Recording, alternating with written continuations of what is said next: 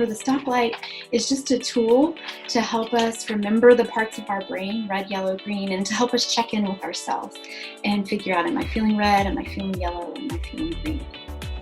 So what I wanted to do today is to talk a little bit more about the red brain.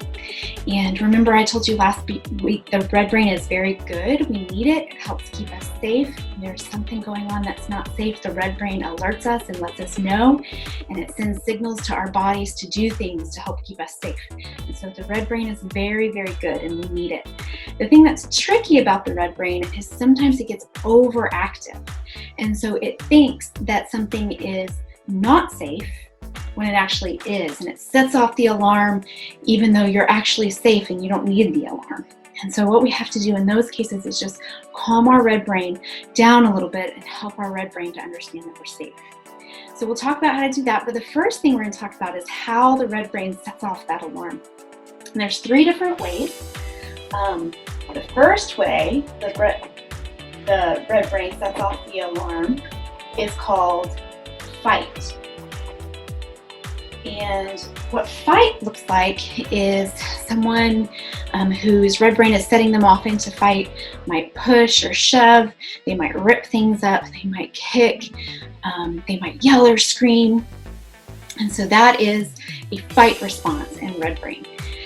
When you see that, the person has gone into red brain. So that is not a bad person. You don't have to look at that person and say, what's your problem? You can think to yourself, oh, it looks like that person's in red brain and they're not feeling safe. So what you can do to show respect is just say, or in your mind you can think, I wish that person well. I hope that they can let their red brain know that they're safe. If you pray, you can pray for that person, but it's not the time to be like, what's your problem? Or you're so bad. It's just the time to understand that, okay, that person's in red brain. They're not feeling safe, and I hope they can get back to a place where they feel safe. The second way that someone can respond in red brain is called flight. And this doesn't actually mean that you fly. It means that you run.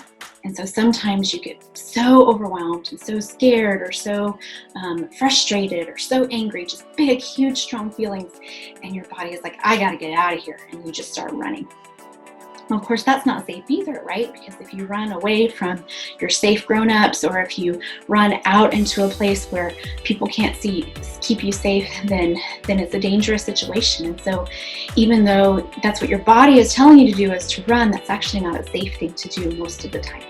And so we have to figure out another way to respond in red brain that's safe. And then the third way you can respond is called freeze. And this is usually someone feels like they just want to sort of like go into their own little cocoon or their own little cave and just stay there, and no one talk to them and no one look at them. And it's called freeze. You just sort of want to pause from being in the world and kind of sink away. Again, none of these responses are bad or wrong, but what happens is sometimes they can affect other people in a way that can hurt them. And so we want to try to help our red brains learn how to calm down so that we don't hurt other people when we're in red brain. And the first thing that we can do to help our red brains learn to calm down is just to name it. So just say, I'm in red brain. I feel red. And that helps you recognize what's going on in your body and what's going on in your brain. So just naming it. I'm in red brain, or I feel red, or whatever the phrase you want to use is fine, but just naming it. The second thing you can do is to breathe. Sounds really obvious, but the thing about red brain is you start taking really shallow, small breaths in red brain. Your body just instantly does it. And so what breathing does, when you take a big breath and let it out, it's one of those things that reminds your brain to calm down. I don't need those short, shallow breaths like I have in red brain. I can take a deep breath and let it out.